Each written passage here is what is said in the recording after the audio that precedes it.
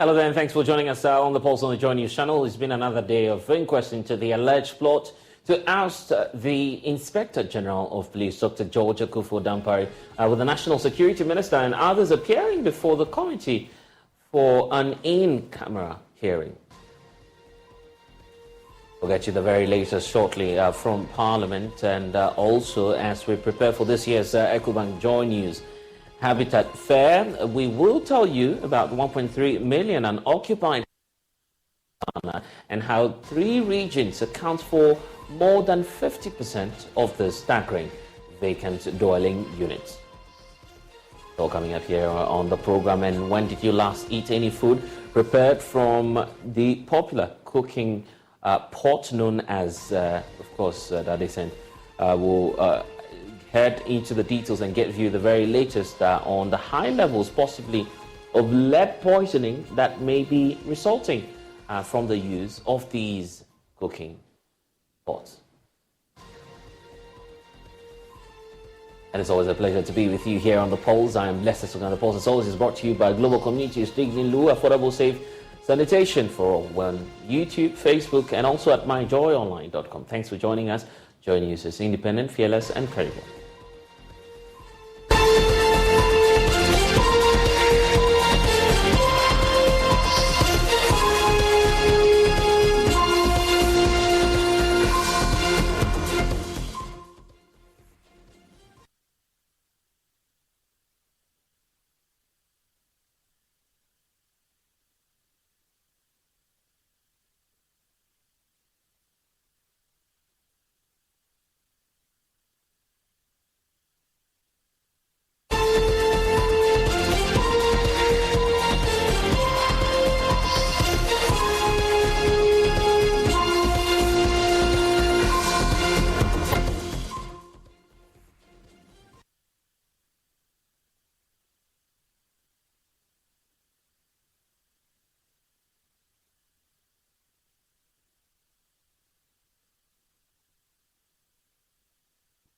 And thanks for joining us. It's been another day of questioning at the Parliamentary Ad Hoc Committee probe into an alleged plot to remove the Inspector General of Police, Dr. George Akuffo-Dampare. Today, though, that inquest was behind closed doors as the National Security Minister and the IGP, as well as 4 other witnesses, made appearances before the Atacha Committee. First, though, a recap of what transpired yesterday when the Inspector General of Police appeared before this ad hoc committee. The point I'm trying to make is the fact that we are all human beings. And at times, these things happen. You may have all what it takes to handle the situation. But when you are speaking to a matter and the feeling of how you feel comes on board, it's normal. And the most important thing is that I understand all the issues you are raising. And I'm in sync with it because I'm a true Christian.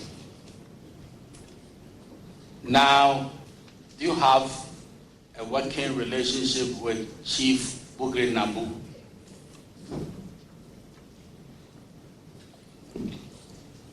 Honorable Chair, I do not have a working relationship with him. Probably my brother wanted to say I'm the best and he missed it. Because the records are there for everybody to see. The beauty of mankind is that everybody has an opinion and he can express it in any form of shape. But that has not changed the facts. And this is the point, Honorable Chair. Since my colleagues and I, and the rest of the commands across the country, had opportunity by the grace of God and the honor done me by His Excellency the President Nana Addo Dankwa Akufo-Addo, we committed ourselves to transforming the organization to become the in the country and a reference point for Africa and beyond in a teamwork fashion based on Genesis 1:26. So we've been granted that I'm the West. Then all of us collectively are the West. including probably my brother who was serving in that capacity as member of the team that I led. I lead. So I think it was a slip of tongue on his part. And I would tell you the most important thing is this. Election involves so many stakeholders, and each one has its role, and the police also has its role. An election is a simple matter where each stakeholder play its role, and collectively we end up ensuring that it is over, and the people then decide who becomes the leaders. So nobody has some supremacy in terms of when it comes to his or an entity or an institution, when it comes to its role in ensuring that elections are successfully. As far as I'm concerned, all the stakeholders has to play their role, and the point is that because each role is unique, you cannot even compare to say which one is on top and which one is not. So as far as I'm concerned, all the stakeholders have critical roles to play in ensuring that elections are successful. Honorable Chair, at the time that they were making it, without a shred of evidence, and Honorable Chair, those white delegations without a shred of evidence has brought a lot of pain to myself, my family across the country, and especially my wife and children. That you are so patriotic because you believe in what you call Pan-Ghanaianism, where you think that because of your multi-ethnic nature, everybody you see, as long as the person is a Ghanaian, is your brother or a sister, mother or father, uncle or auntie. Then the pain also to my command, my leaders, my team, that we work together, that you all know. And the pain to the thousands of police people who are appreciating the strides that we are making in transforming the organization to be the best institution in the country and a reference point for the rest of the world. They came, made all these allegations in order to cover up probably the shame associated with what they got themselves involved in the first place. And I, an innocent person, focusing on my job, working in concert with my team and all commands across the country to keep the country safe and make it to be at peace with itself. I've been asked to come and answer to these allegations. Excerpts of activities which transpired in the last 24 hours. But now there's an update. Let's cross over now to Parliament House, where, of course, these proceedings are proceeding for today. Interesting way of putting it. But Samuel Mbura, my colleague, is there for us, monitoring all of the developments. Just bring us up to speed with, some of the bits and pieces of what we're hearing as fallouts from today's in camera.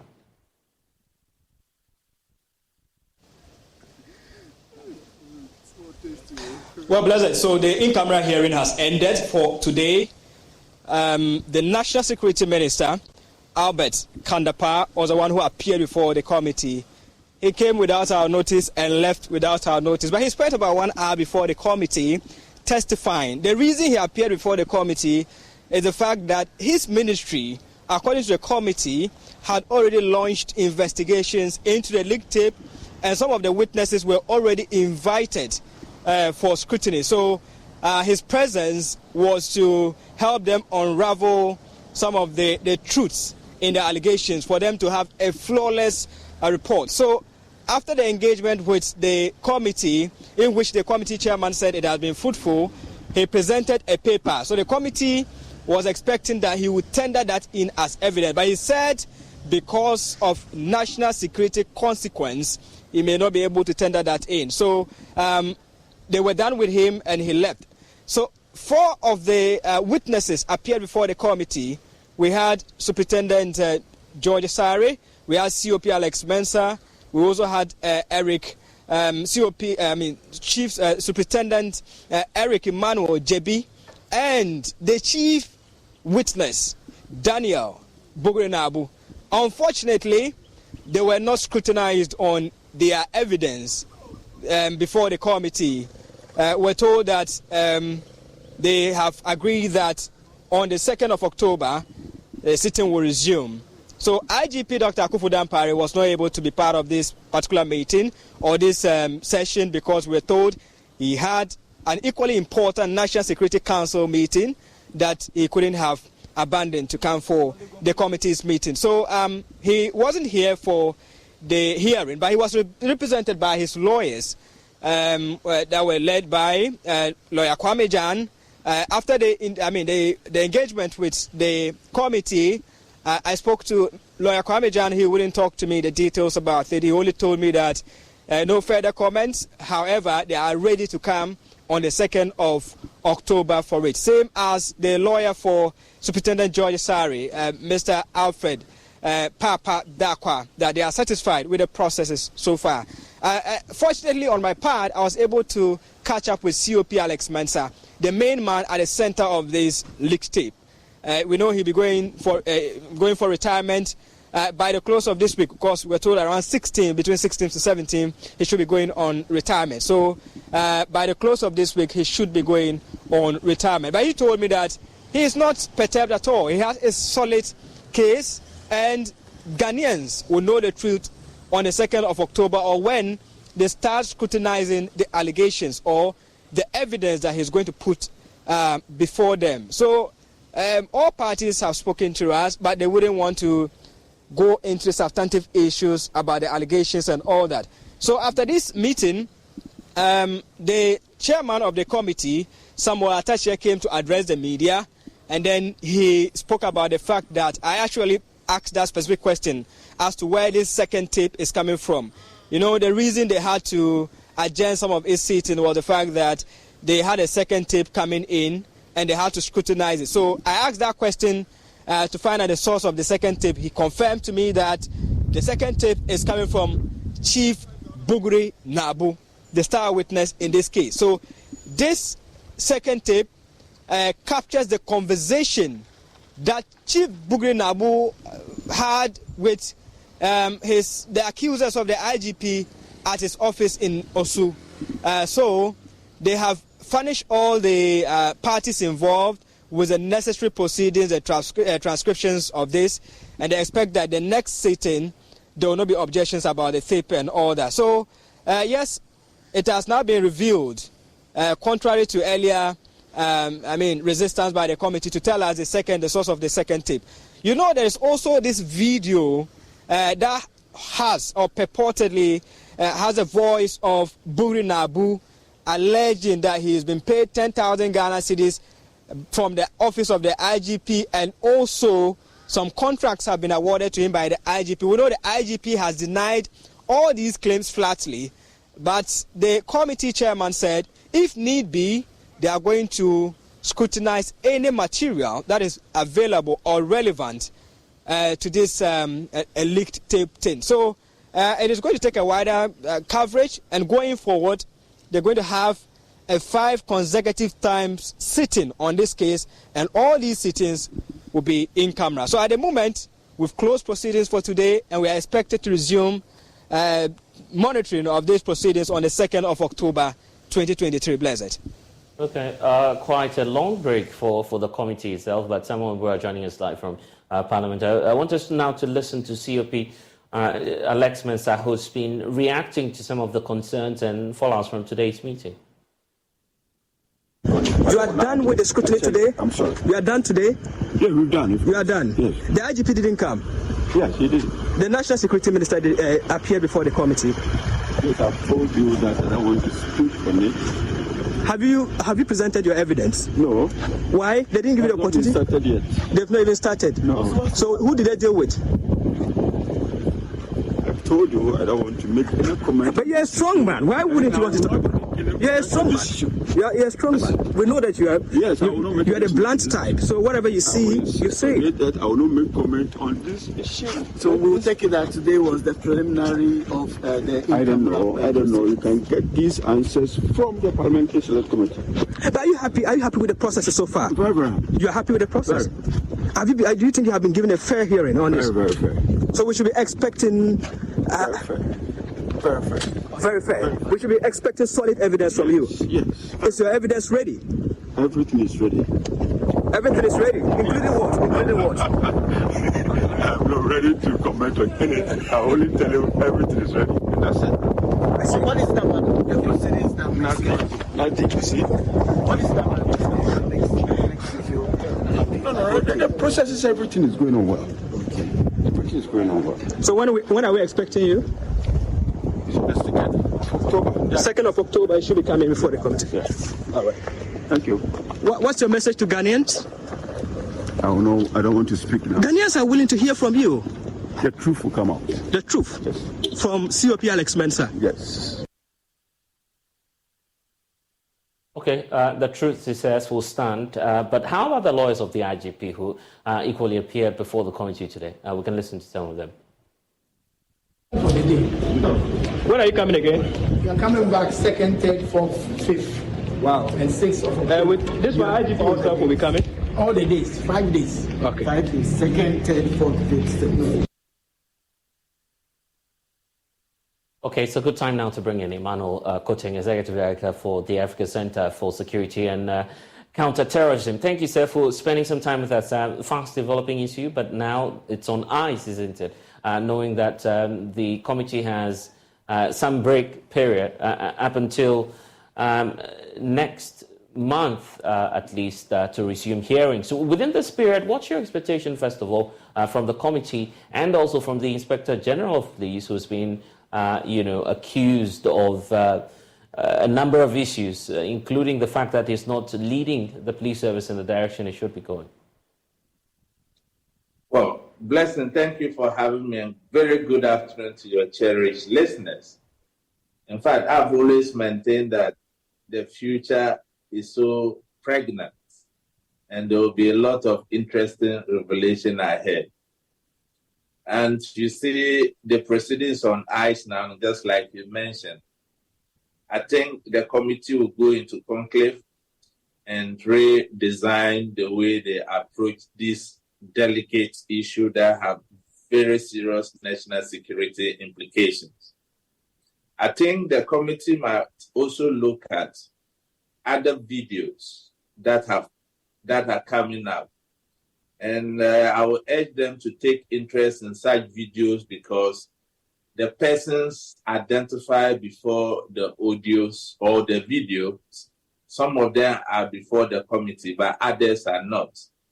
Especially the video that seeks to purport the allegation from a voice that Buru Nabo takes 10,000 cedis from the police, and that of the contract. I think we should be interested in that too. I also want to avert the mind of the committee to one other thing. We should be interested in the leak, the source of the leak. And Star FM broke this news. So if you are able to identify that, we can trace the trail.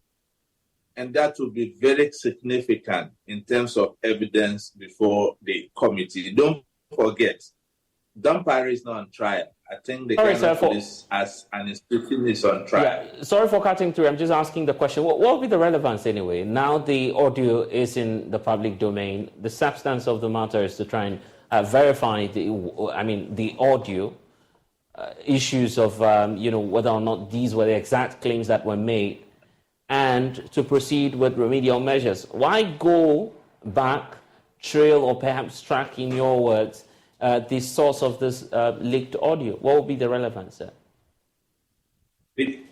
Because of investigations, you need all this trail to be able to make a very pronounced judgment or recommendation that will be fair to both parties. And you see the videos I'm talking of. That is where Buru Nabo was caught saying that he received 10,000 from the IGP, and the contract issues also emanated from that video. So that should be a source of concern and of interest to the committee, because this video is in the public space and is creating a lot of misinformation. So I think in criminal jurisprudence or for the fair play of investigation, it's proper that they put all this evidence into perspective in their work. You also made mention about some of the things that the Inspector General of Police have been accused of. You see, the Ghana Police Service is a regimental institution. We must make that very clear. And in regimental institutions, it's not like other public institutions that gives a way for the kind of dissent we are getting with the situation before us now. And we must also get one thing very clear. In human resource management, it cannot be said that when there's change of leadership, it is natural that certain changes will be done to help the head of such an institution to deliver his mandate. But it cannot be said that such changes will provoke the kind of upheavals we have in the Ghana Police Service now. And look, I have spoken to rank and file within the service. The allegations are so damning. And I think that it's only proper that as a country, we take stock and make use of this opportunity that is before us to engineer security reforms. Don't forget, I don't remember the last time we had security sector reforms within our security agencies, not only the police. And you know, our democracy has evolved over a period. And I think that some of the security acts needs a look at so that it can be in tandem with our democracy or our constitution. What are the issues? What are the allegations? You see, yesterday, they asked him about his idea of centralizing information within the service. And he's claimed that it was in line with international best practice. And I strongly disagree with that. And this afternoon, I listened to the midday news where you spoke to a BBC correspondent using Scotland Yard as an example.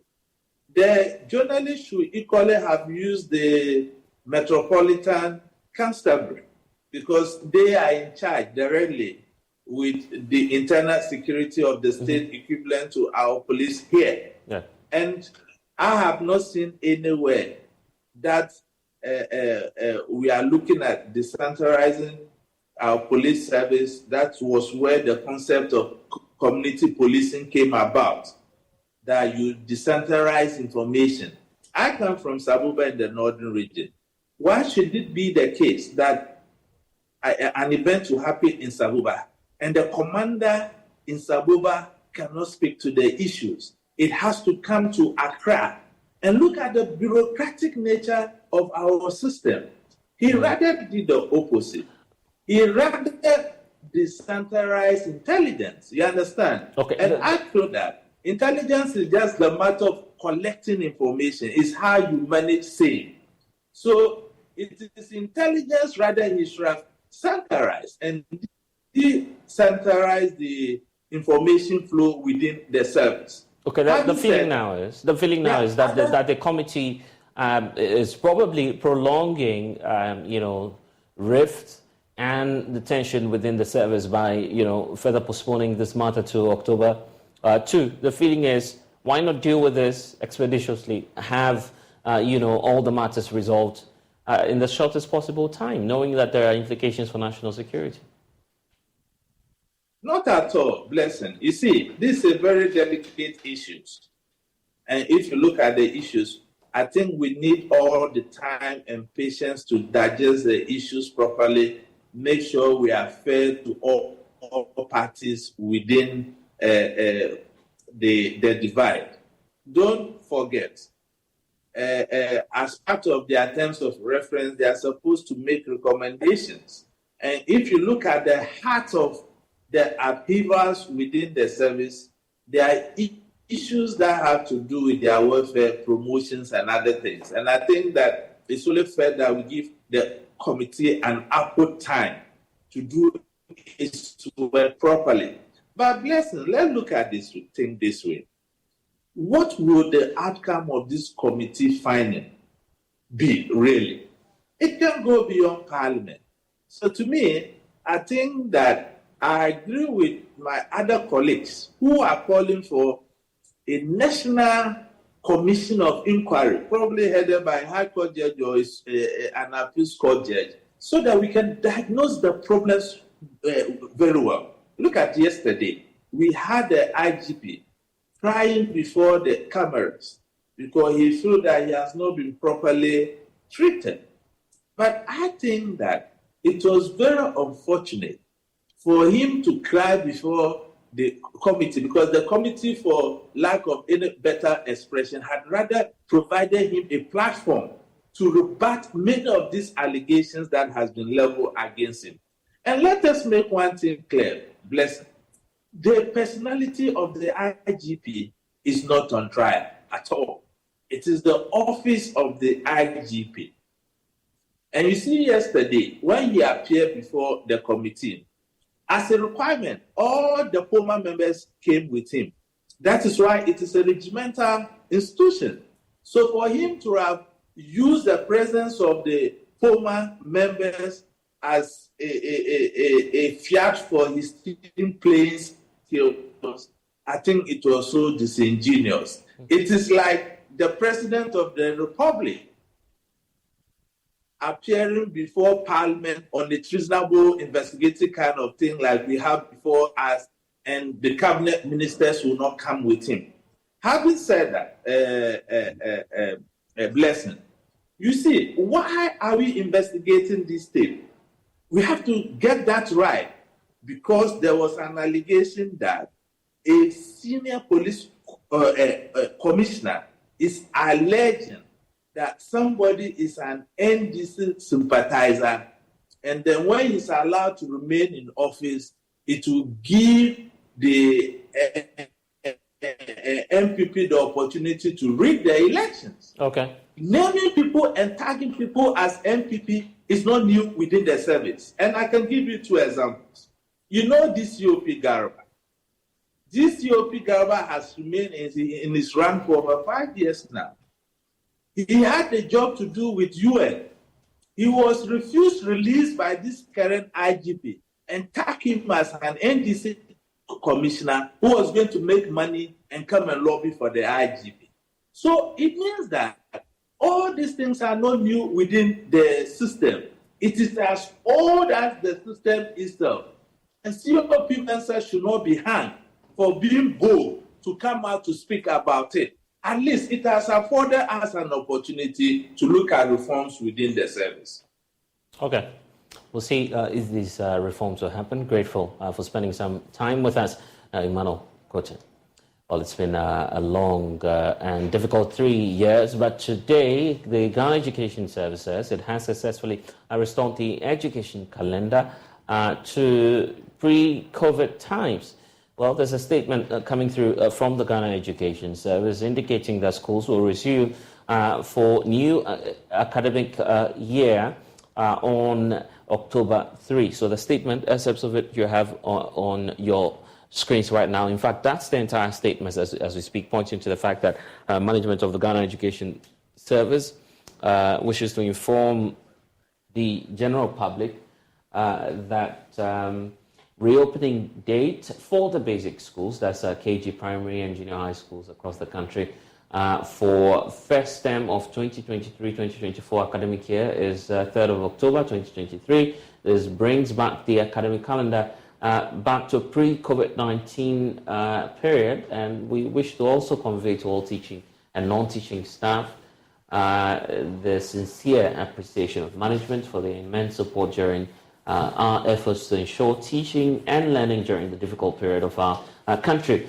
By this letter, the Regional Directors of Education requested to communicate the date to all the MMDEs, that's the Municipal Metro District Directors of Education, to inform all heads of basic schools to bring to the attention of parents and guardians and students to take note to prepare accordingly for smooth and effective academic work. And that's the statement being signed by Dr. Kwabena Bempah-Tando, who's the Deputy Director General for the service. Okay, now let's hear from Kwesi Kwarteng, who's a spokesperson for the Education Ministry, joining us now. It's good that all of this is coming to pre-COVID era, but then the question about, forging ahead. What concrete structures are being put in place now by the ministry to sustain the gains that you've been able to make over the years? All right, thank you very much, and then good afternoon to you and your viewers. I mean, definitely we are aware that pre-COVID, we had an academic calendar that was rolled out, and that began from September to July in terms of the starting point of the academic calendar. But of course, due to the disruptions occasioned by the COVID and the fact that we almost spent almost a year in the house, and the fact that we needed to make some adjustments and get the instructional hours. I mean, we are all very much aware that there were some difficulties and kind of some change and some irregular calendar that we were following. But recall also that we made a promise and assured the general public that within a space of 3 years, we're going to work to revert it. And that is why we are here now. Nothing basically is going to change when it comes to the instruction and the instructional hours. It's just that because it's always been 14, 13, 13, or 14, 13, 14. I mean, particularly if you look at within the academic year, we had about 39 weeks that students are supposed to be in school and study. In between these 39 weeks, we have divided it into first term, second term, and third term. And it's important that I add that when it comes to this conversation, we are referring to the basic school, that is from KG up to the JHS level. So we are just by this communique saying and once again assuring parents that we are reverting, or we've been able to revert to the old times where school began largely in September or October. This essentially means that we are going to have our first term and also school reopening in 3rd of October, and then they will close somewhere around December. And of course, when you look at the second term to essentially, students are also going to enjoy like 3 months, that is January to March. And then of course, we begin again in April. And then, of course, from April, which is the third term, where it begins also to somewhere July ending. So this essentially means that students and teachers are now going to enjoy the long vacations, which was almost 7 to 8 weeks that they used to have previously. So it's just, how do you call it, a revert to the old normal that we used to know. And essentially, it's also an invitation for us to say thank you to our dear cherished teachers and the students who are to improvise and a lot of times have to forfeit most of their, most of their vacations, because a lot of them had shorter vacations. But this time around, because we have been able to revert to the normal or the old normal, we should say that we want to thank them. And from the 3rd of October, we are beginning the 2023-2024 academic year. How about arrangements for the for those in junior high school, the BECE? Are you doing any changes about that too? In terms of students, I mean, if you can be specific with the question. In terms of the timeline or the dates, because there was some adjustment to that as well, I believe. Yes, so as soon as this reverse back to the old normal, essentially we are going to go by that calendar, not the one that we are witnessing now. So essentially, I mean, the times that we used to write BEC, that is where we are going to write. It won't be. So essentially, all what we used to, in terms of the academic calendar, we used to know in the past, where school began in September and then ends in somewhere June, July. That is what we are going to do. I mean, so what it means is that in terms of BEC, of course, I mean, this conversation is also at the basic school level. Everything has reverted to the previous arrangement that we all used to, including even the BEC. Because, I mean, there wouldn't be any point that you change the schedule of BEC whilst the academic calendar has reverted to the old normal. COVID-19 has posed significant challenges. It's also presenting an opportunity to learn. What has the service learned from all of this, and what sort of lessons are you picking from the the pandemic era, just to influence reform going forward? Yes, obviously. Yes, it has its own pros and cons. The cons largely had to do with the disruptions that were within the calendar and the fact that we all needed to adapt. But also have some positive outcomes that we've all learned. Today we are having a conversation largely when it comes to e-learning. Today, if you look at, let's say, an agency like SendLoss, it's never been improved and retooled and improved like never before. Now, IT, or how do you call it, digital education is now on the rise. If you look at, for instance, interventions like Gallup, under the Gallup project, for instance, now you have head teachers and headmasters now trained when it comes to the use of the use and adaptation to digital education and digital learning. Today, we are talking about the the iBox and the offline component, and the fact that students can even learn without, necessarily the assistance of even a teacher, or without a teacher necessarily standing in front of them. So, these are all lessons that we need to improve on as a people, and then make it transform our education space in all. And speaking about the education sector, I'm sure that at the ministerial level as well, there's some policy considerations, and much more you're willing to do as you go on this long vacation to provide you the opportunity to reflect and to build on the agenda of the ministry, which is to increase access and improve quality across the country. How are you going about that, and what plans do you have for the future? Are you asking of reforms at the ministry? Probably there are some policies in the pipeline aimed at improving quality, I believe. Of course. You and I are very much aware that education is largely centered on three key variables: access, quality, and then relevance. The fact that access and quality, when you marry it has to have an impact on our socio-economic transformation. And so clearly, if there is no, quality education, there is no way we are going to have education having an impact on our socio-economic transformation. It is the more reason why you have always heard the Minister for Education saying that we cannot memorize our way out of poverty, and the kind of education that we know is not education that solves societal problems, that makes students assertive, that makes students critical thinkers. And so you are very much aware that in terms of even the reform implementation, from the basic level, we've revised and reviewed and implemented a new curriculum.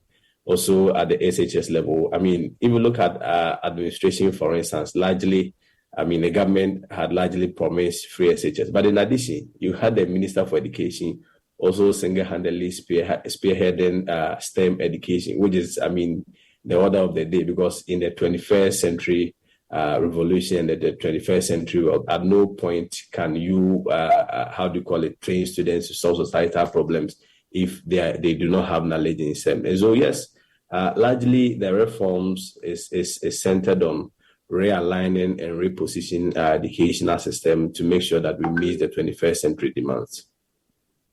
We wait to see what then happens in the coming year, but of course it's something we're all looking up to. Thank you, Kwesi Kwarteng, for spending some time with us. Thank you. He's the spokesperson for the Ministry of Education. Now to the economy, inflation slumping for the very first time to its lowest point in this year. 40.1% is the figure that we're dealing with, but it appears that food inflation remains on the surge. Why is this happening? Let's listen to the government statistician, Professor Samuel Enim, announcing that earlier today. Line figure for August 2023 rate of inflation stood at 40.1%, indicating that between August 2022 and August 2023, prices of goods and services generally went up by 40.1% over the one-year period.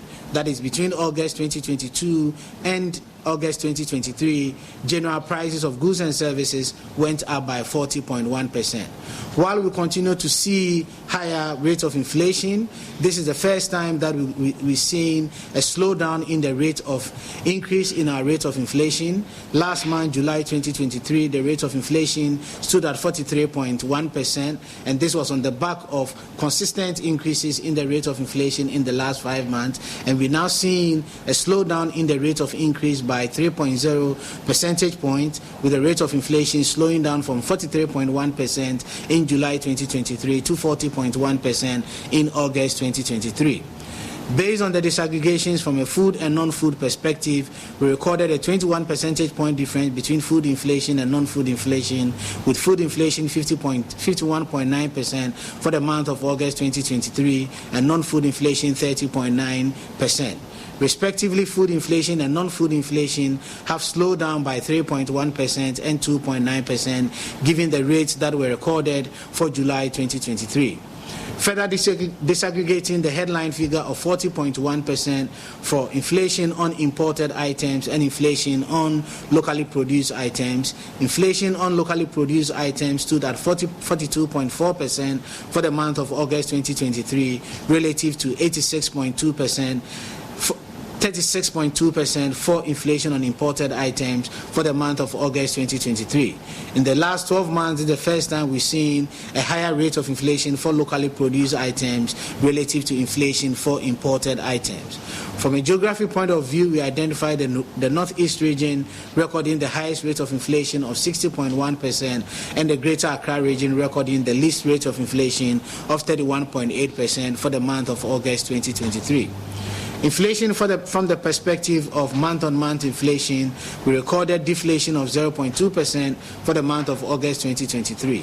Disaggregating this from a food and non-food perspective, both food and non-food inflation recorded a deflation of 0.3% and 0.2% for the month of August 2023.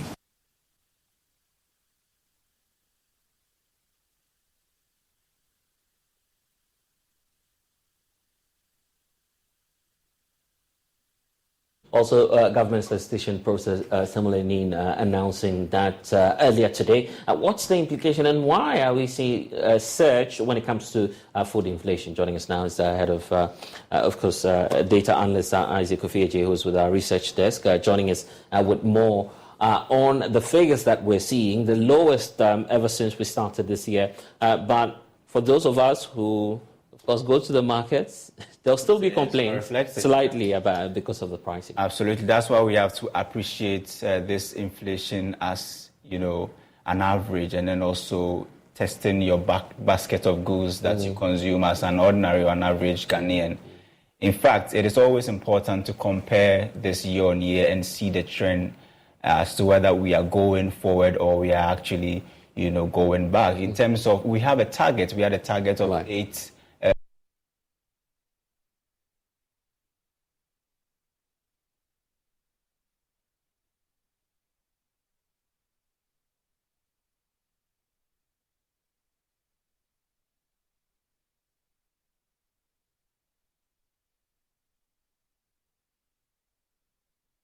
September 2022. I see. So this is a 1-year period, and this is the lowest in 12 months.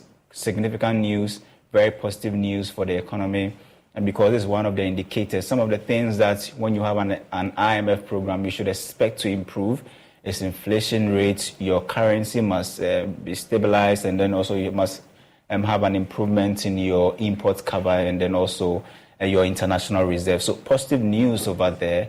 But it is interesting when the government statistician was speaking, he said something, I don't know if you really paid attention. He said that Northeast region is the region with the highest inflation currently. I see. The headline inflation is 40.1, but in Northeast, inflation is currently around 60.1%. And if you look at Greater Accra, we all know inflation in Greater Accra should, when we are talking about the usual suspect in terms of which region has the highest inflation, which should include Greater Accra. But now is one of the regions with the least or the lowest inflation in August 2022. So some positive news there.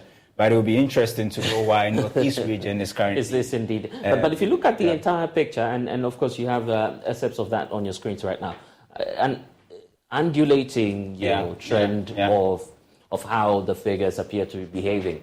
33.9 as of August 2022. You look at the same period this year, and you compare, you see it's a little bit, it's high. Yeah. That's 40.1. In August last year was around 30.9 or so. Yeah. So you just look at that constant surge and deep of the figures. What's really accounting for this? Is there any explanation from the statistical Well, of course, some of the items with very heavy weight in terms of inflation continues to be food and non-alcoholic beverage, housing and utilities, and also transport.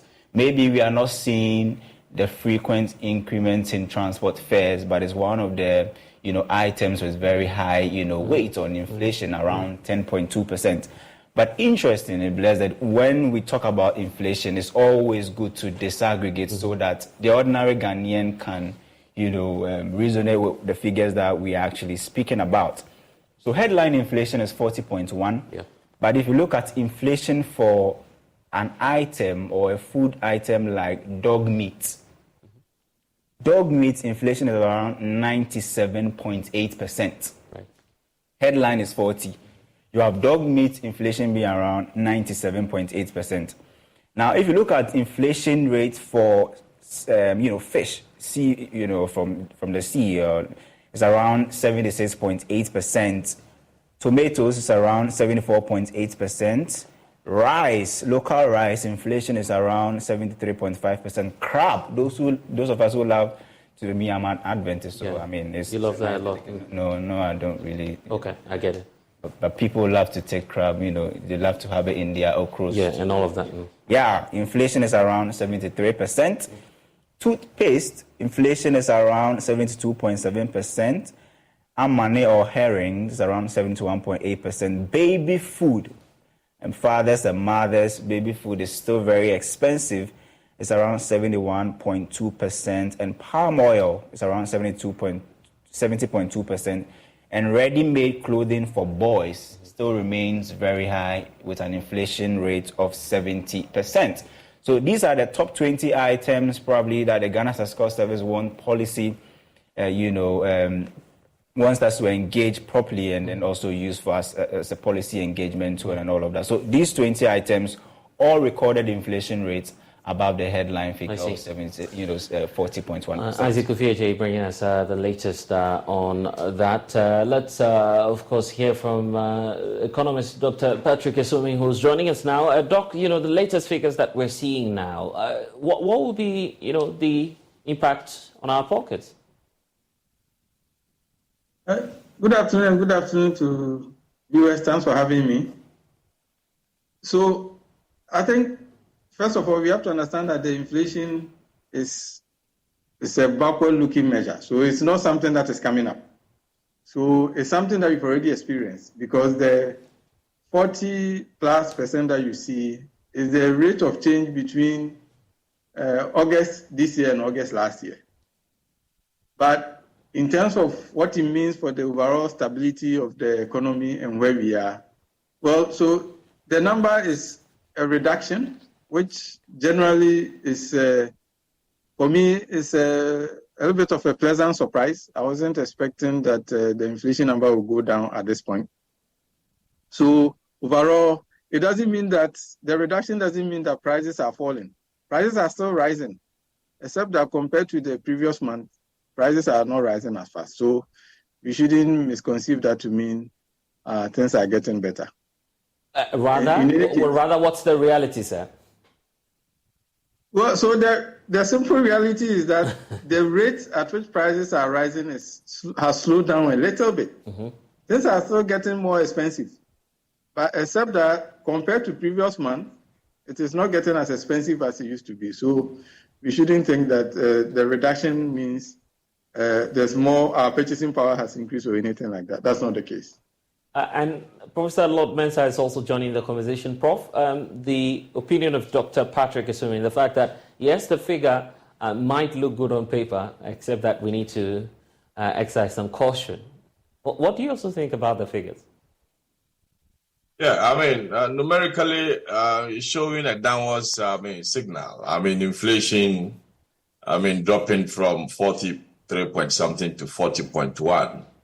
I mean, it shows that general price levels as compared to August 2022 has generally, increased by 41%. And so that's a signal. But then also we may have to look at how this is related to investment. You know, Treasury bill rate as we speak now is around 30 point something percent. And so we still, seeing that negative real value on investment. And as a result of that, we shouldn't, jubilate that much, when it comes to this reduction. Until we see inflation running at par with investment rate, we cannot, keep our hands in the air and be jubilating as if we've achieved something. So what I would say is that numerically, we see reduction, but then its economic impact, we're not going to feel it yet. Prices are still, going up as Patrick has indicated. And just that the speed at which, it is going up has reduced, but then the worrying aspect of our inflation is the way food inflation keeps on driving, the inflation numbers. You see, for every country to be comfortable, even in our households, if your kids are going to behave very well, you should always have food in the house. If you have food in the house, you're going to have very, kids that will keep to your home because they always get food to eat. What I would advise is that going forward, policies should be geared towards, the staples. Because if you look at the food aggregation, I was looking at the presentation, tubers, cereals, and all those ones that we consume, every now and then are the ones causing, this inflation drive. And so if government should roll out any policy, I would say that, they should target, cereal. If for nothing at all, rice, should be on the market. Maize should be on the market. Looking at the tubers as well. So from where I sit, yes, numerically, we've seen a reduction, but its economic impact will not be felt. Looking at, the investments returns relative to the inflation recordings that we have. Okay. And that's why I believe policies such as the Planting for Food and Jobs would have to come in and be strengthened. But Dr. Patrick, assuming beyond, the PFJ2, what other policy measures would you want to see, at least to address that? So I think if you do the disaggregation by local inflation on local items and inflation on imported items, you see that the inflation on local items is way higher. And also it's been trending up. In the last 3 readings or so, you see that each successive month, the inflation on imported items is rising. So it gives you a signal that the overall cost of doing business in this country is rising. And I think we need holistic measures to address that. I agree with Lord about having to doing more investment in the food production chain. But we have to understand that it's a whole chain. We can't say we are supplying fertilizers or we are providing inputs, and that will lead to increased production.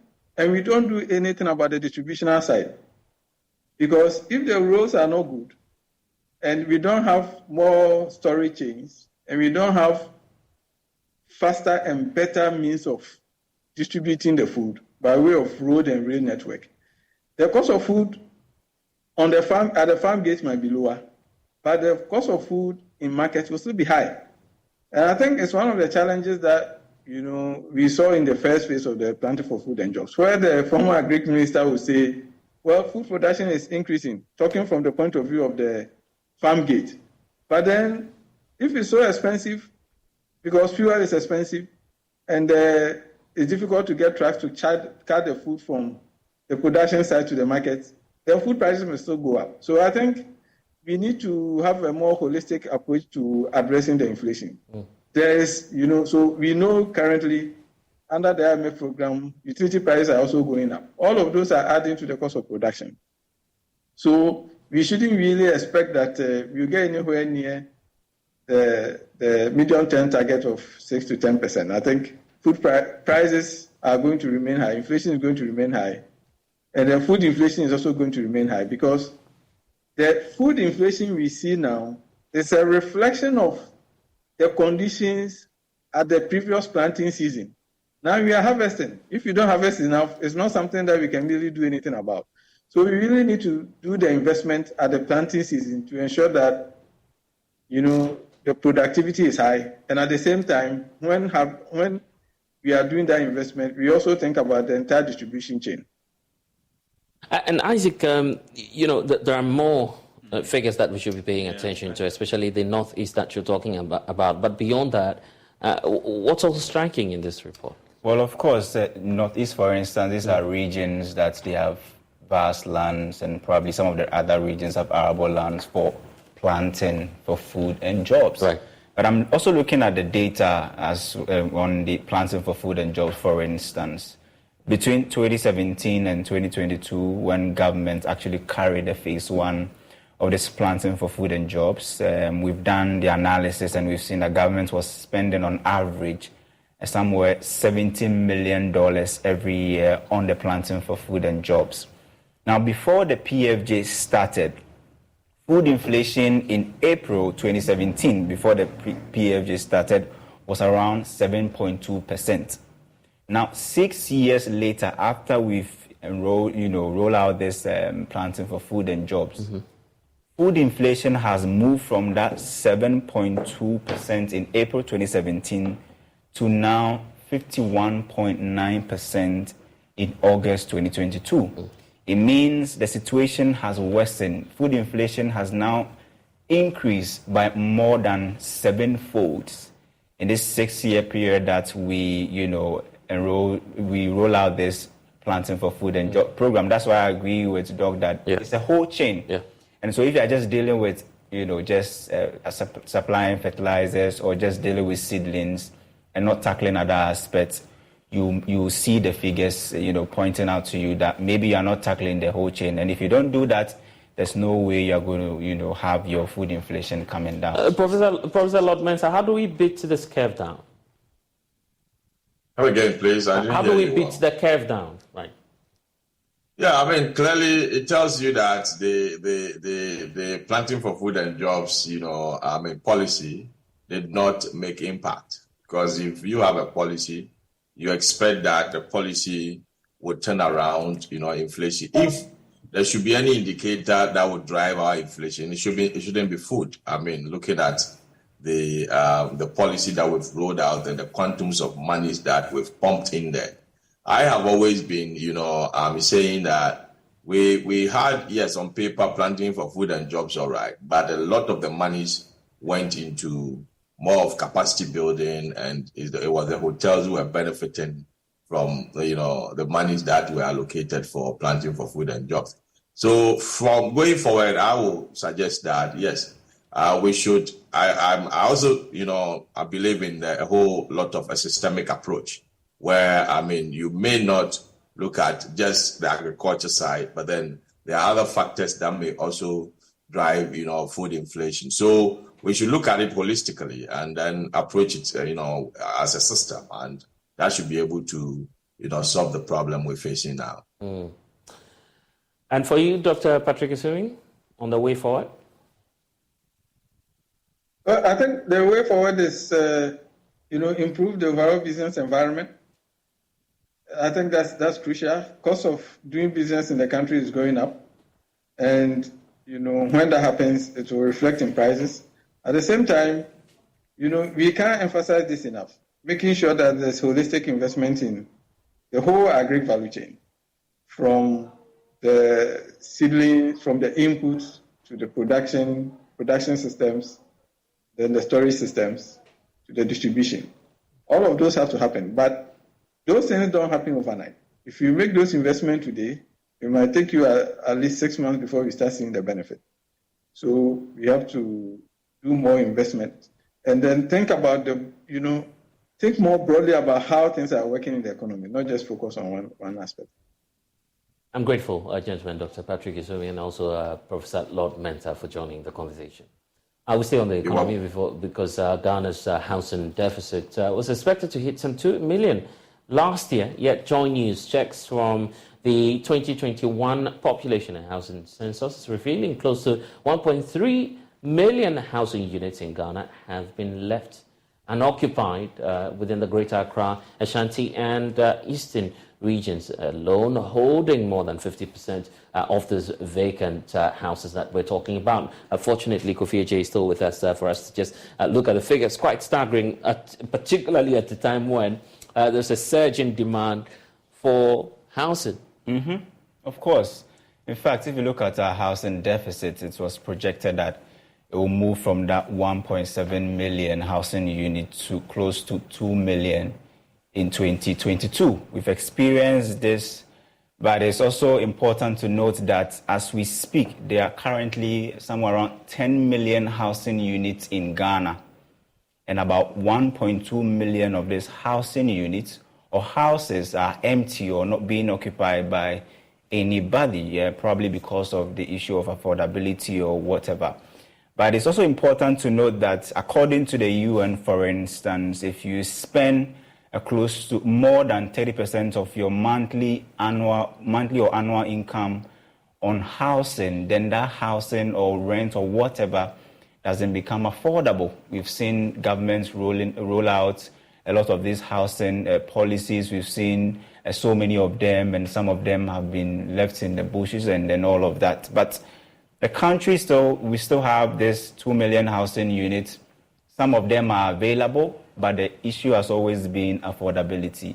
For instance, in the Greater Accra region, where people rent more than build, and if you look at, it's still leading in terms of the region with the highest number of empty dwelling units, more than close to somewhere around 300,000 empty houses in the Greater Accra region. It's not as if people don't want to live in those houses, but it's simply because they can't afford it, or they are in areas that, no, the point is about affordability, whichever way you look at it, because, just imagine, some houses going for rent in foreign currencies in Ghana. That's against the law. Just rent, not even buying, right? Yes. Absolutely. And if you put some sort of strain on affordability, then people will look for alternatives. Yeah. So the data, for instance, says that only about 78.7% of the houses in Ghana we have are conventional, which means they are properly, built or something for people to stay in. But there are other people also looking out for alternatives. So people are now living in containers. So we have about 2.8% of our population living in, or our housing structure being kiosks. We have about 0.9% of them being others, and we have about 8% also being metal containers, and about 9.7% of them being wooden structures. So the question has always been, or the problem has always been, affordability. So the estimate is that the housing deficit is around 2 million housing units. And just imagine 2 million housing units, if you decide to subtract 1.2 million houses that are vacant currently, you realize that if you are able to make these houses affordable for people to live in, just by doing that alone can bring down the housing deficit. But as it stands now, people are not able to afford homes. They can't afford rent. They are spending more than 30% of their monthly or annual, income or salary on housing, which makes this, expenditure not sustainable or affordable. Isaac is just giving you a prelude to why you need to be at this year's EcoBank Joy News Habitat Fair, and of course get your housing problems solved. So make your way to, first of all, Tema this Friday for our next Minute Clinic, which is coming near you. We definitely have a fantastic package coming your way. Thanks for staying with us here on The Pulse. When we get back, lots of stories for you, including the limited registration exercise taking place across the country. It's coming up. Please stay.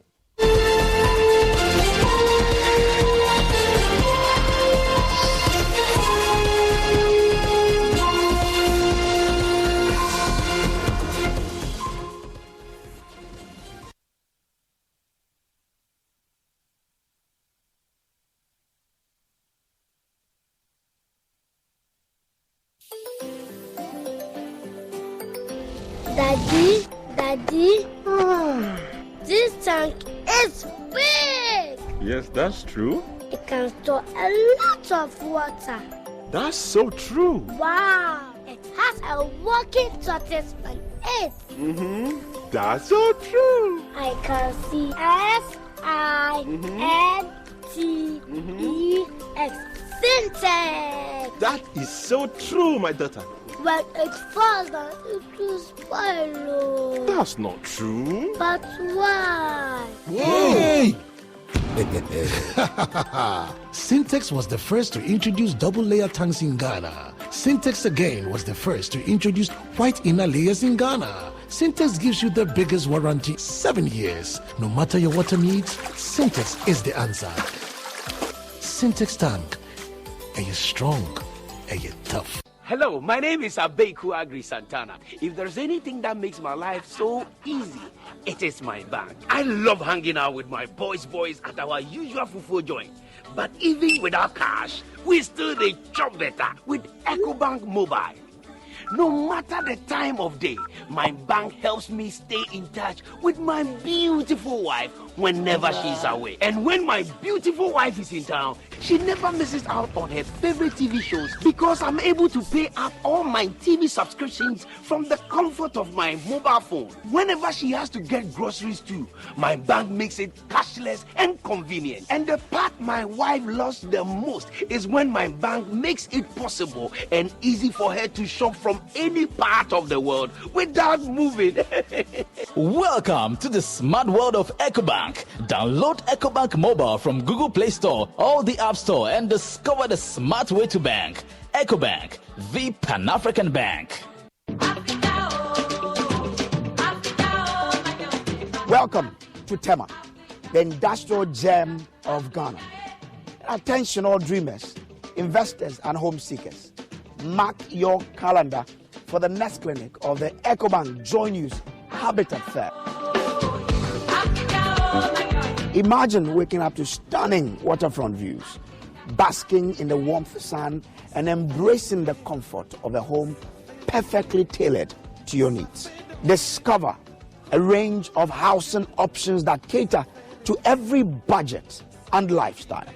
From sleek contemporary designs to elegant traditional architecture, the EcoBank Joy News Habitat Fair has it all. But wait, there's more. This fair isn't just about buying a home. It's also about enhancing the spaces we live in.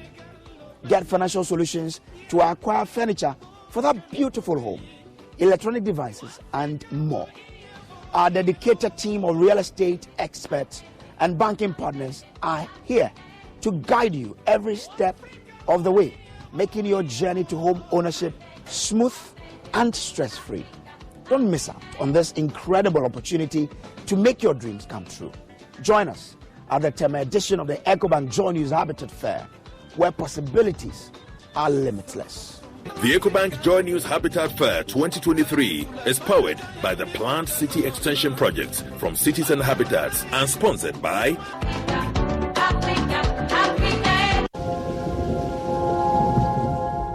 So I came home earlier than I normally would that fateful Monday after work.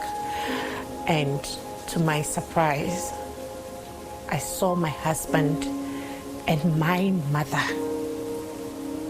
having sex in our living room. I had always suspected my wife. I felt she had something doing with my little brother. And I walked into a room one day, and there they were, making out. And this is my blood brother. My husband, who is a banker, will not have sex with me because I denied him my earnings. Is he gay? I've been wondering. What is your story? What secret is eating you up? Why are you having continual sleepless nights? Do you need help?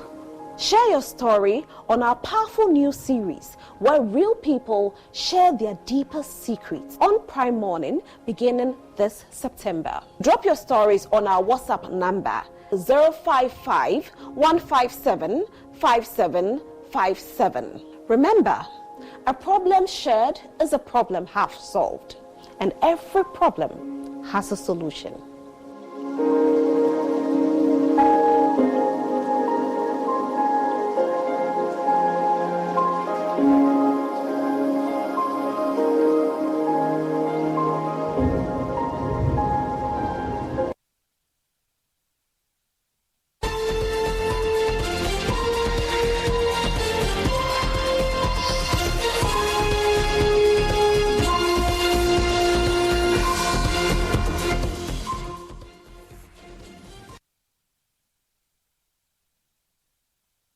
Study on nearly 200 consumer products and food samples in Ghana has revealed very worrying levels of lead contamination to the popular metallic cookware known as dadiseng. The study conducted by the environmental NGO Pure Earth's Blacksmith Initiative actually revealed disturbing levels of lead in very common consumer products. We'll shortly hear from the country director for Pure Earth, who's Esmond Wisdom Kwanzaa. But first, though, here are details of some of the findings out of that research that was conducted, excerpts of which you have on your screens now, pointing to the levels of lead contamination. We start off with 10% of 193 samples which were conducted actually containing some levels of lead contamination above the thresholds that were being dealt with. And then there's also the issue about, the metallic pot leading the other cookwares that you have. So you find the ceramic footwear and toys as well as cosmetics following through in terms of the levels of contamination out of that range of 4 products that you see there. And the metallic pot leading with, staggering 55% in terms of the contamination rate. So what could be done to check this, and what's the way forward as the Pure Earth group is recommending? Joining us now as country director for the group, Esmond Wisdom Kwanzaa, who's joining us now with more. Thank you, sir, for spending some time with us. Now it's 55%. Who knows? Maybe the figures could surge in the coming years. But what recommendation are you making to check that?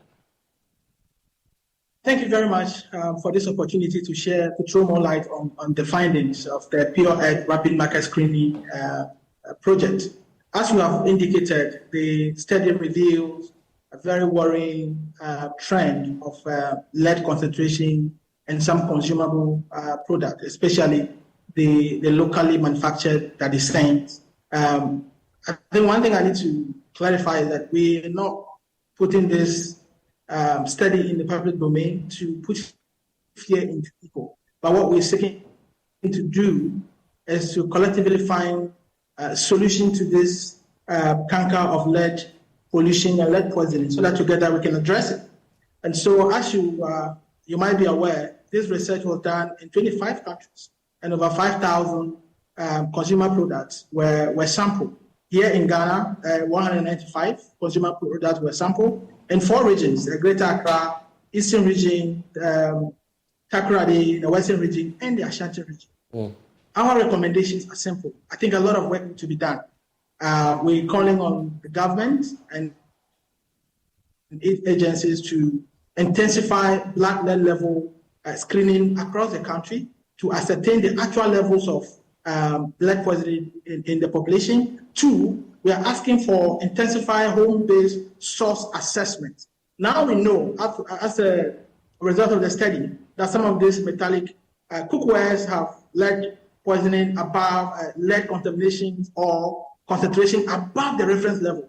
We're talking about 55% here. And Bless, one thing I need to state is that our investigators or our scientists went further to conduct a leachate test. Now, the leachate test actually revealed the amount of lead that can actually leach into the food. Now, 52% of the pots tested leached in concentration greater than the reference levels of 10 microgram per deciliter. That's worrying. 52% of the pots tested leached in concentrations greater than the reference levels of 10 microgram per deciliter. Now, that's worrying. Some will ask, what procedure did you use to arrive at this? The procedure was simple. The pots were filled with water containing acetic acid, which is popularly called vinegar, and boiled for 2 hours to simulate cooking. Then the water was analyzed in a laboratory for lead contamination. Now, that was done 6 different times, and then the results were very clear that the lead concentration in this aluminum pot or this metallic cookware does actually leach into the water. Okay, there's So someone. that means that we are all at risk. And I guess there's someone watching us now saying you're just throwing figures around. I mean, what's the effect on my stomach? Because I eat every day. I of course use the same cooking ware. What's the big deal after all? Yeah, so the big deal, based on our finding, is that 20% of the pot tested in theory will result in appreciable blood lead level increase in children. Wow. We're talking about blood levels as more than 3.5 microgram per deciliter if food is consumed from them on daily basis. But the good news is that we are engaging the regulatory authorities. We met EPA yesterday to discuss the finding. Today we met with Ghana Standard Authority. I think what we need to do is to strengthen regulation. I think they need to be established framework that actually regulate the activities of these metallic cookware manufacturers. Okay, I tend to see the danger here, but then how about technology and new ways of cooking? I guess that's another remedial point we could be looking at, isn't it? Exactly. That's the new ways. Now, what I wanted to also put out there is that it's not all metallic cookware that are, let me say, have a lot of lead concentration levels. We're talking about some levels that are quite good. We're talking about the steel cooking pot, for example, are quite good, but they are very expensive. Now, what we've realized in our study is that the most concentrated lead findings are in these cottage manufacturing companies where they just manufacture these cookwares from these aluminum scraps. That is concerning. What we're telling the public is that be careful where you buy your metallic cookware from. I mean, if you buy it from a very cheap area at a very cheaper cost, the risk is that this metallic cookware may have lead concentration that may be inimical to your health and your children's health. So the good thing is that make sure you get a proper metallic cookware, and you are sure that you probably are not at risk of lead leaching into your food. I guess this is why we need regulation, as you're pointing to, because technical issues here. For the average Ghanaian to just see on the streets or off the shelf that this is a highly concentrated cookware for me. The inability of the citizen to check is where we are limited now. So don't you think so? I perfectly agree. I think aside this study, we've done another study which also reveals alarming blood lead levels in children under 5 years. And one thing I can assure you, with our engagement with stakeholders, Ghana Health Service, EPA, and today we met with Ghana Standard Authorities, that they are determined to be able to put in regulations and framework to curb the alarming rate of this lead pollution and poisoning in the country. It's a global issue, and a lot of people don't know much about this. It's just a new phenomenon, and people are very much concerned. How do we do? We have lead in gasoline. It was just faced off in Ghana in 2004. Now, the focus is on some of these metallic foodware that have probably lead in a concentration in them. And I think we are shining light on this so that together we can support the government and the stakeholders to ensure that the proper frameworks and regulations are in place to address this situation once and for all. So it's not fear and panic at all, but it's just awareness creation and also looking for ways and means. Okay, I get the point. Which cookware do you use, by the way? Just being curious. That's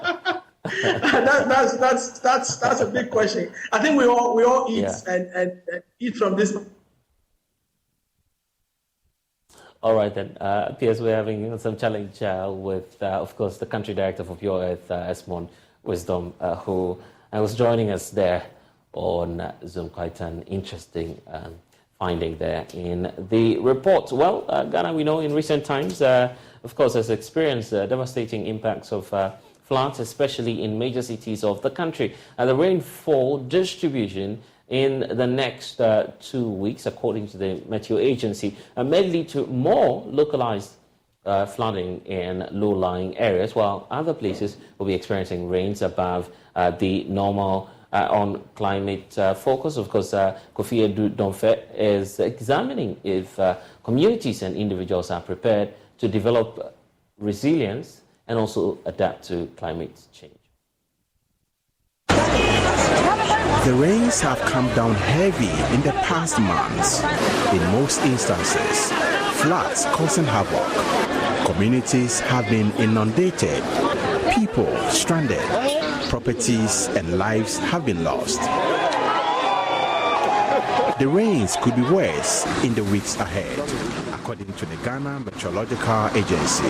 We know that the flood issues that we get here are not just based on the amount of rainfall that comes, but also because of some conditions that are not so much well to cater for the effects or the impacts of the rains that we see in the southern portions of Ghana. Also, for places in the northern portions, we're seeing the Bagre Dam spillage having some effects on them. So Upper East, Northeast are all seeing some flood issues, not because of the amount of rainfall coming into their area, but because Bagre is full and then has been opened, and then the spillage is causing those flood issues.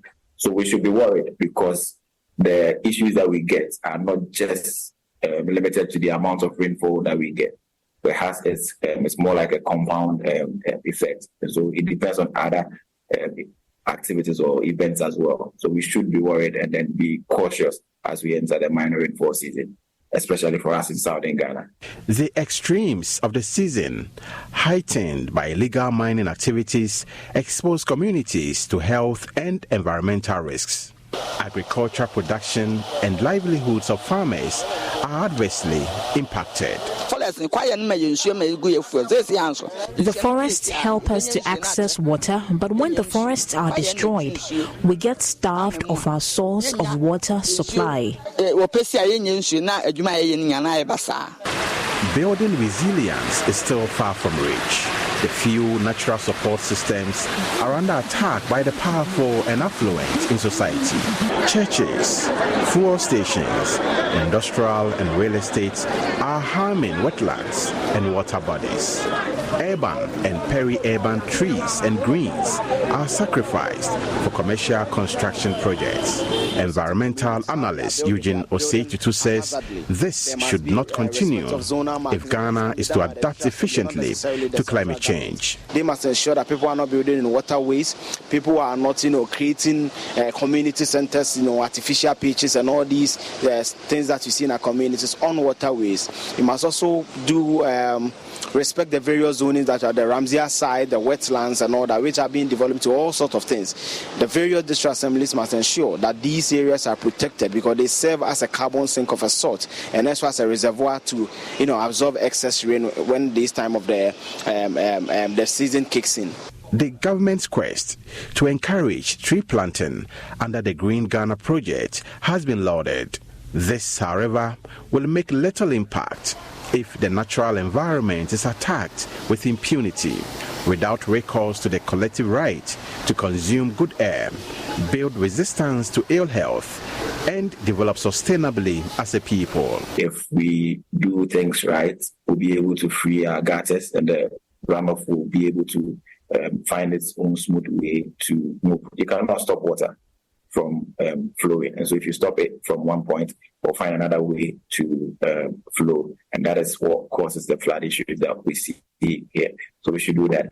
Another thing is that we should try and find ways of collecting water, rainwater, rain harvesting as one way to also stop flood issues that we have here. So as we're going into the minor rainfall season where we'll be getting lots of rainfall, you could be collecting water in your own homes in any way.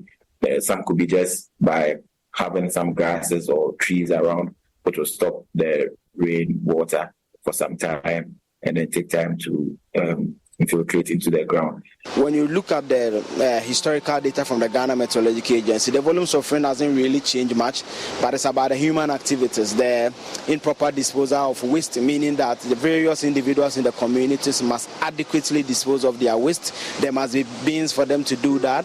Also, the district assemblies and the local entities must ensure that these wastes are collected promptly so that people will not be compelled to put these rubbish, in gutters. There must also be proper zoning of lands. You know that when you go certain communities, how they are building haphazardly.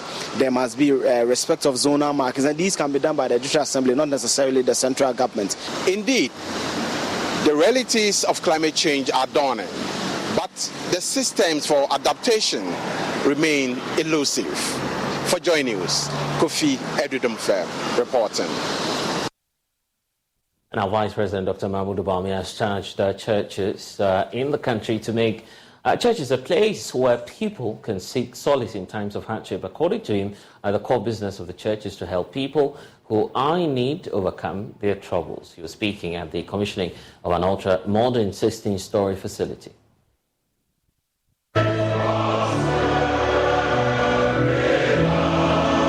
The Methodist Church Ghana has commissioned and dedicated the Wesley Tower in Accra. The 16-story facility has 2 basement floors, 14 offices which will house all directorates, 2 church auditoriums, suites, hospital and other essential facilities. Of God Almighty, we accept the keys to the building. In the name of God the Father, Son and Holy Spirit. Amen. Amen. The edifice was constructed by the China State Hualong Construction Company Ghana Limited. Speaking at the commissioning, Vice President Dr. Mahmoud Bawumia says the Wesley Towers provides a Grade A office block for the Methodist Church and is optimistic that the edifice will serve as a source of hope and transformation for all who enter. This day is a testament to the unwavering faith, dedication, and commitment of the entire membership of the Methodist Church Ghana. It is a day of reflection, of thanksgiving, and of looking forward to the bright future that awaits us within these walls. This Wesley Towers is not just a physical structure. It is a symbol of our faith, a beacon of hope. Presiding Bishop of the Methodist Church, the Most Reverend Dr. Paul Kwabena says the outbreak of the COVID-19 pandemic affected the completion date, but through prayers, dedication, and financial donations from partners, investors, and members of the Methodist Church Ghana, the facility has been completed. Karen Obin's report read to you. It is with great joy that we gather to invoke God's blessings upon Wesley Towers, a symbol of God's Spirit, a symbol of enduring hope and unwavering faith of the Methodist people. Our smiles will not grow cold today and the days to come as we lift up our eyes to see this facility, as we come to share our work here in this facility, as we stand here to also propagate the gospel of Jesus Christ to the nations. This is what the Lord has done, and we can say indeed it calls for celebration. In the name of God the Father, Son and Holy Spirit, we unveil this flag to commission the Wesley Towers. Amen. Amen.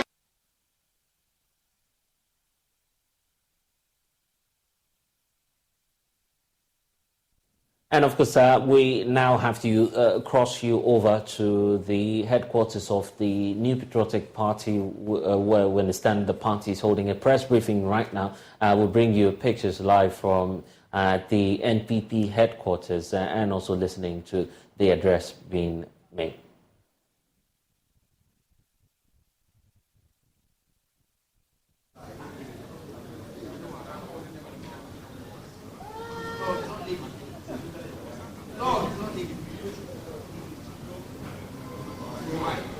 Well, Avajit, if you can hear me, what's the latest and what's happening there?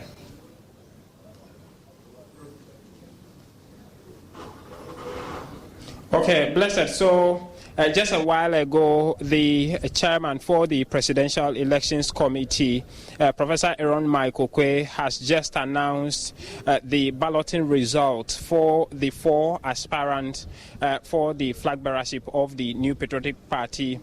We know that somewhere last week the committee attempted to do this balloting, but this didn't happen because the committee as well as the members or the aspirants were not able to iron out some differences.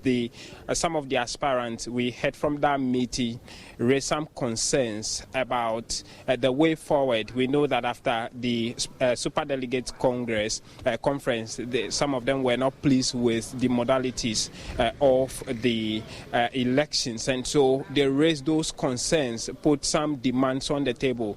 Those were not immediately addressed by the committee, and so that initial attempt last week hasn't yielded any fruitful result. And so today, the committee met again with the aspirant and those who were not present, their representatives, in order to do the balloting. And at the end of the balloting, the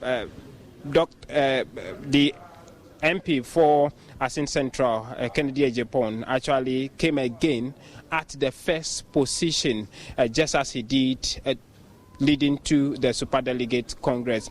Dr. Mahmoud Bawumia, the Vice President, came second, and then the former Greek Minister, Dr. Akoto Efrie, came third position, and Engineer Adainimo came fourth on that ballot. And so that is the order in which they will be appearing on the ballot paper in the November Delegate Congress. That will be selecting one of them to carry the flag of the NPP going into the 2024 elections. Now, in addition to that, the chairman for the Presidential Elections Committee, Professor Aaron Michael Quay, also outlined some modalities on which the next elections will be held. For instance, he emphasized that none of the candidates will be allowed to do any form of campaign for any of the delegates. We know that the Electoral College now has been expanded so much to involve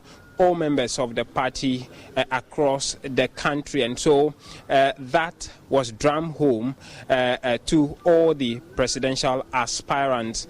Another modality is that there will not be the allowance for the request of any proxy vote, and so that is another modality that was outlined. And so the candidates who were present, Kennedy Ejapon himself was present, as well as Engineer Adainimo, were all present. In my interaction with Kennedy Ejapon, he says that he coming at the first position again signals that he is destined for this. He is destined to carry the flag of the NPP to win the 2024 election as president of Ghana. And so that is the meaning he's been reading into his first position for the second time. Mr. Adainimo thinks that that is not important. Position on the ballot paper is not important. What is needed is how you will be able to sell your message to the delegate as a candidate. That is the most important thing, and that is what he's focusing on. And so that's what they've been saying about that, Blessed. So that's been what's been going on at the party headquarters. In a short while, the party again will be addressing the media on the cocoa price that was announced by the president some few days ago. And so we are looking forward to that as well. We see about that. Of course, Jane Savaji is still there at the headquarters of the NPP for us, and in a remarkable display of community service and Christ-like compassion in action, the Empowerment Worship Center hosted the annual medical outreach and back-to-school program, Life Check, powered by the Empowerment Care Foundation. The event, which took place on Saturday, the 9th of September 2023, so a dedication and a dedicated team of healthcare professionals, volunteers, and also members of the Empowerment Worship Center come together to provide vital medical services to the community. Life Check 2023 was a testament to the church's commitment to holistic empowerment. There's more in this report. We in Empowerment believe that salvation is in threefold. We are saved, we are being saved, we shall be saved. Instant, continuous, and final. And salvation has three dimensions: the spiritual salvation, the soul salvation, and then the body salvation. So you are saved spiritually, and then you are saved so in the realm of the soul, which is your mind, your emotions, and then the body salvation, which is your physical human well-being. So the vision of Life Check has come about from a bigger understanding of the full package of salvation, really impacting people's life, not just spiritually, but also physically, taking care of people, reaching out people, being a blessing to people, people's life changing and transforming to the original place that God intended them to be. The Bible says that when Jesus saw the multitude, he was moved with compassion. The Bible says that, and of some, I'm having compassion, making a difference. The Bible says, whosoever has this worldly goods and shatters the bowels of his compassion, where the love of God in you. So compassion is the feeling of sympathy for people and the move to want to do something about it. So Life Check is about just the compassion for human being and human life and what people really need. At least not only the physical, not only the spiritual, but also in the physical, and in transforming their lives. Okay, we've seen a multitude of people around. Which communities are they coming from? Well, they have come from everywhere. They have come from Mamobi, they have come from Achimota, they have come from, some have come from Lima, they have come from all kinds of places. They have walked from far and near because people just want to be helped, and so we reach out and we put it out there, and they have come, and we have been doing it for some years now. So people sort of know, and they know what to receive, what they get from it when they come.